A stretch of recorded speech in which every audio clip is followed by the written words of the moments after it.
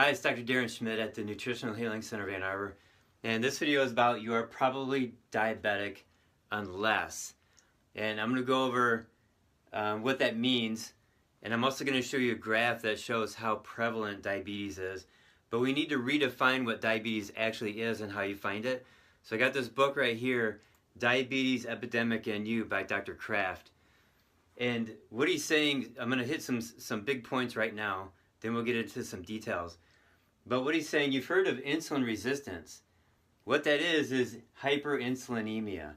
So here's a graph that shows different patterns of high insulin over the course of 3 hours after drinking a lot of sugar. So hyperinsulinemia is the same as insulin resistance, is the same as type 2 diabetes. Now, when you look at hyperglycemia, how much blood is in how much sugar is in the blood, that's kind of irrelevant according to the studies, and it was shown even back in 1977 that hyperglycemia has very little to do with plaquing of the arteries and the destruction of the tissues that diabetics get when their disease is out of control. So blood glucose and other factors are not valuable for the diagnosis of type 2 diabetes. Now I'm going to read some lines straight out of the book to give you more clarity on all of this. And before I do that, I want to say that regarding blood sugar, people ask me on my YouTube channel, what's normal? Well, let me tell you this. In this book, it talks about how in the United States, normal blood sugar was 100. This is a few decades ago. It was 100, but in Europe, it was 50. So they just compromised and they made it 75. So it sort of shows you that blood sugar doesn't really mean much. Insulin means more, and what brings down insulin is ketosis. So you're probably diabetic unless you've done things to control the amount of insulin in your blood, especially ketosis. That's the main way to reverse that. Okay, so on page 49 of this book, Dr. Kraft says, the arterial wall is an insulin-sensitive tissue. Animal experimentation showed that chronic exposure to high concentrations of insulin resulted in the development of lipid-filled lesions similar to those of early atherosclerosis. There is little evidence that hyperglycemia directly contributes to the development of atherosclerosis. So diabetics die of heart conditions, primarily. The pathology of diabetes is vascular. And this guy named Dr. Stout in 1977 identified the origin of the pathology as arterial or vascular, directly related to high insulin and not to hyperglycemia. And it goes like this. We have number 1, cardiovascular disease, including coronary artery disease, so the arteries are on the heart, congestive heart failure, which is a lack of circulation throughout the whole body, swelling of the ankles, etc., high blood pressure. Idiopathic cardiomyopathy, which means that the heart disease, the heart itself, the muscle, is starting to disintegrate. And coronary microvascular dysfunction. So the teeny tiny vascular tissues, the little arteries inside the musculature of the heart also become dysfunctional. So that's cardiovascular disease. Number 2, we have cerebral vascular disease. That means in the brain. Stroke and transient ischemic attacks, which is like a mini stroke. Next we have nephropathy, meaning kidneys. So we get hypertension. The kidneys control the amount of fluid in the body and in the arteries. So when they don't work very well, you can get a buildup of fluid in your arteries, leading to hypertension. And nephrosclerosis, which means the kidney arteries are diseased. Next we have retinopathy. That's the vision going, that's the eyes. And then neuropathy, that's the tingling of the feet, that's the nerves, the nervous system, including the autonomic nervous system, which means the heartbeat. Autonomic means the self-regulating nervous system of the body. So people's heart starts flipping and they get weird beats. That's the autonomic nervous system affecting the heartbeat. Peripheral nervous system, so tingling of the fingers and toes, and then central nervous system. And next we get peripheral arterial disease. You may have heard of this, PAD. So lack of circulation to the feet. That's why people have to get their feet and legs cut off if they're diabetic and they don't control it. And then we got erectile dysfunction. So these are all circulatory problems and nerve problems caused by diabetes. So the way that you test this is by doing a 3-hour postprandial glucose and insulin test.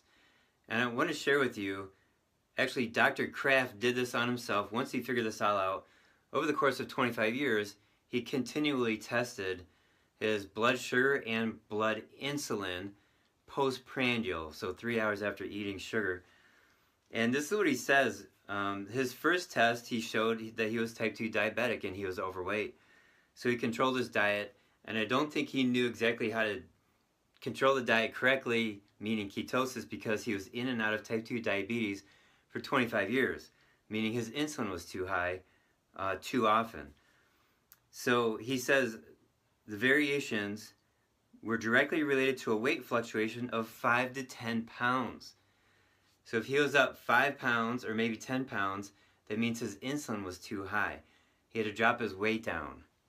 Now this book is from '07, and he's saying, even with my last test, he was type 2 diabetic. And he says, I had numerous lipid profile examinations, meaning total cholesterol, LDL, etc. My total cholesterols were less than 160, which is really good, and HDL and LDL cholesterols were considered ideal. On January 9th, 2007, my total cholesterol was 142, with an HDL of 79. Now those are really good numbers, but his insulin was too high. He was type 2 diabetic. So blood glucose and other factors like LDL, cholesterol, total cholesterol, HDL are not valuable for the diagnosis of type 2 diabetes. So here's a great sentence on page 72. Normal weight, normal BMI, normal fasting blood sugar, and normal fasting insulins do not exclude hyperinsulinemia, otherwise known as type 2 diabetes. So he's saying even if you just study fasting insulin, that's not good enough. You have to see how the body reacts, how the insulin goes up over the course of 3 hours after consuming the 75 or 100 milligrams of sugar that they make you take in the lab when they're running this test on you. So you want the insulin to start off at a low number, and then it can't go up too high, and it can't be too high for too long either. It's got to start off low and stay in a normal range, and I have a video on that. The other thing he's saying is that if you have heart disease, or if you're obese, or if you have essential hypertension, which means unknown cause of hypertension, if you have any of those three, you have to assume your insulin is too high, and then you can rule out other things, but first assume the insulin is too high. I made some slides I want to show you. This first one says hyperinsulin is insulin resistance, which is type 2 diabetes. So the next slide, actually next two slides, show over 14,000 Americans by age measuring their blood glucose versus hyperinsulinism compared to 2007 standards. This is the main study that takes up the bulk of this book, Diabetes, Epidemic in You, by Dr. Kraft. So the blue line shows the percentage of Americans by age in this study, over 14,000 people, that had normal blood glucose tolerance on a 3-hour postprandial test. So they ate a bunch of sugar and they measured their blood sugar for the next 3 hours. And then the green shows the percentage of that population in the same blood test that had hyperinsulinism. So between the age of 3 to 13, we had 50% of the people had too much insulin. And then between the age of 14 and 20, it was 80%. And then by the time you hit 21 to 30, it was up 81%, and it stayed between 80 to 90% all the way to the age of 90. So 80 to 90% of Americans in adulthood have type 2 diabetes. I took the same data and turned it into a bar graph.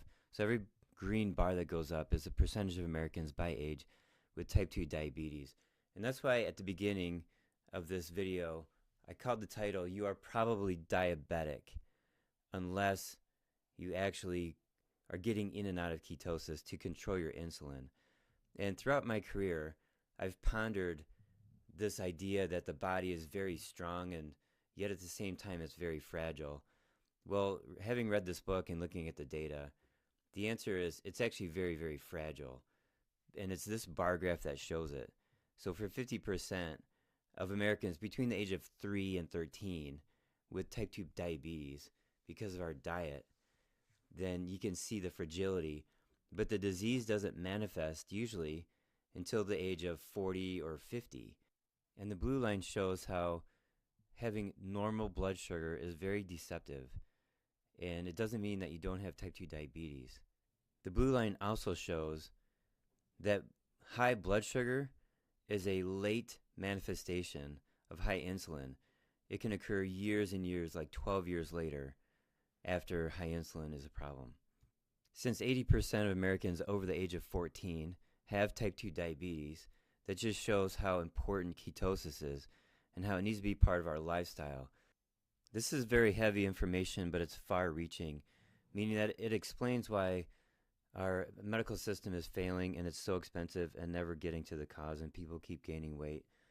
And there's more and more medications being prescribed, and there's no health being attained. It's just managing diseases and lab reports.